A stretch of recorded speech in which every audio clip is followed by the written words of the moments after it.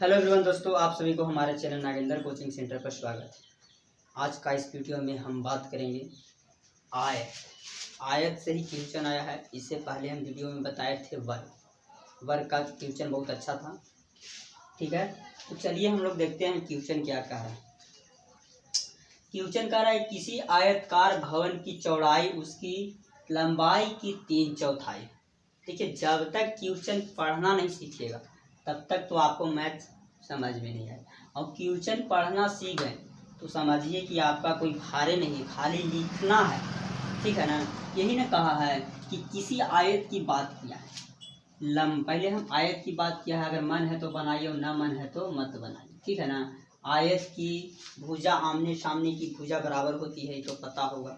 तो यही कह रहा है कि आयतकार भवन की चौड़ाई उसकी लंबाई की 3/4 है। लंबाई जो है, मान लीजिए लंबाई एल है, चौड़ाई डी है।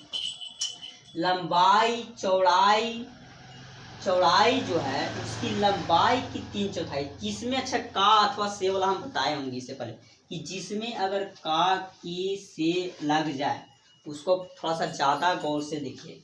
तो लंबाई में लगा है, कह रहा है कि 3/4। कितना चौथाई है? 1/3/4। तो भाई लंबाई में का की लगल है तो कहीं ना कहीं नीचे वाला होता है। लंबाई कितना हो जाएगा? 3। तो चौड़ाई कितना हो जाएगा? 1।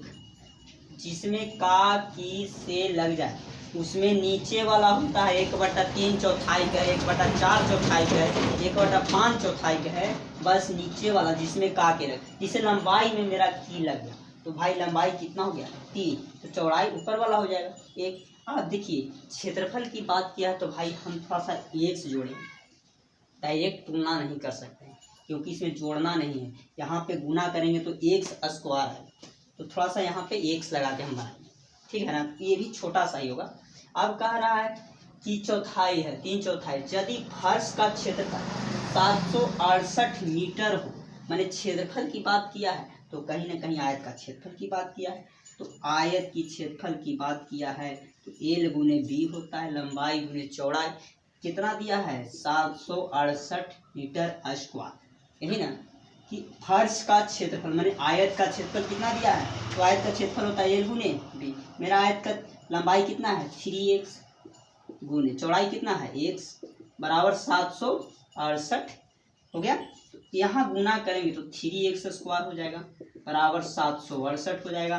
x², 3 गुना में तो उधर भागा में जाएगा तो कटेगा तो 3 दूनी के 6, 3 दूनी के 6 होगा, 1 निकल 3 56, 3 पचे 15, मैंने 256 है।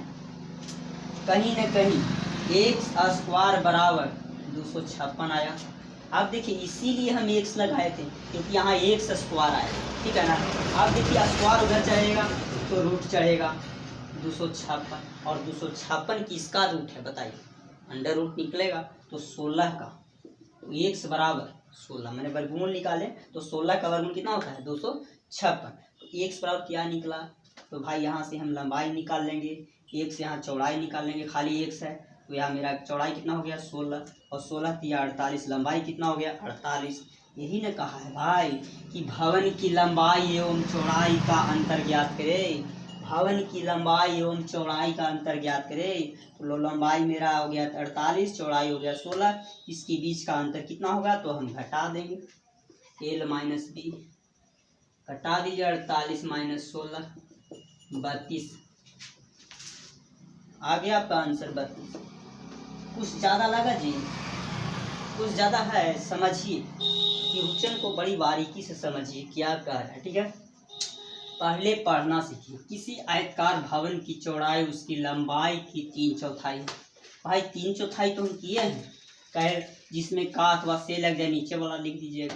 तो लंबाई मेरा 3 हो गया, चौड़ाई मेरा 1 हो गया।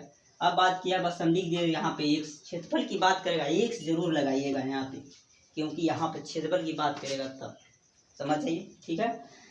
अब कहा कि यदि फर्श का क्षेत्रफल की बात किया, आयत देवे की आयत का, तो आयत का क्षेत्रफल की बात किया होगा।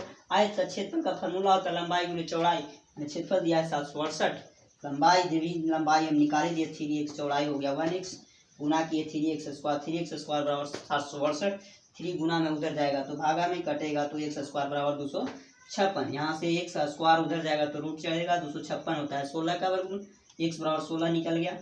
यहाँ से हम लंबाई चौड़ाई निकाल देंगे x के जगह पर रख के। अंतर पूछा था, लंबाई चौड़ाई का अंतर निकाल दिया। समझ गए? कोई ज़्यादा भारी? प्लीज़ दोस्तों, अभी तक हमारे चैनल को सब्सक्राइब नहीं किए हैं, पहले तो जाकर सब्सक्राइब कीजिए, और आगे तक ज़्यादा मन करता है तो लाइक भी कर दीजिए। धन्यवाद।